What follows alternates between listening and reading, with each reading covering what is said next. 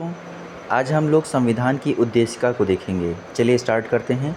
पंडित जवाहरलाल नेहरू द्वारा संविधान सभा में 13 दिसंबर 1946 को उद्देश्य प्रस्ताव प्रस्तुत किया गया था। 22 जनवरी 1947 को उद्देश्य प्रस्ताव को संविधान सभा द्वारा अंगीकृत किया गया। उद्देश्य प्रस्ताव को ही परिवर्तित करके संविधान की प्रस्तावना या उद्देशिका बनाई गई। 42वें संविधान संशोधन अधिनियम 1976 द्वारा उद्देशिका में समाजवादी, पंथनिरपेक्ष और अखंडता शब्द जोड़े गए। भारतीय संविधान की उद्देशिका ने भारत को संपूर्ण प्रभुत्व संपन्न, समाजवादी, पंथनिरपेक्ष, लोकतंत्रात्मक गणराज्य के रूप में घोषित किया है। संविधान की उद्देशिका अपने नागरिकों को 3 प्रकार के न्याय, जिनमें सामाजिक, आर्थिक और राजनीतिक न्याय सुनिश्चित कराती है। उद्देशिका संविधान के विधिक निर्वचन में सहायक है। सर अल्लादी कृष्णस्वामी अय्यर के अनुसार उद्देशिका हमारे स्वप्नों और विचारों का प्रतिनिधित्व करती है।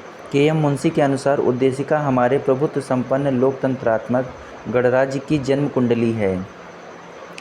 प्रस्तावना उद्देशिका को संविधान का भाग केशवानंद भारती बनाम केरल राज्य 1973 वाद में स्वीकार किया गया। इससे पूर्व बेरुबारीवाद 1960 में उद्देशिका को संविधान का अंग नहीं माना गया था।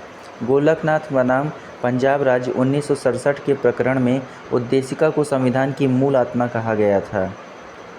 बोमई बनाम यूनियन ऑफ इंडिया 1994 वाद में उच्चतम न्यायालय ने यह अवधारणा पुनः स्पष्ट की कि उद्देशिका संविधान का भाग है तथा पंथ निरपेक्षता संविधान का मूल लक्षण है।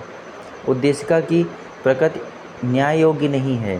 प्रस्तावना में विचार, अभिव्यक्ति, विश्वास, धर्म और उपासना की स्वतंत्रता की बात की गई है।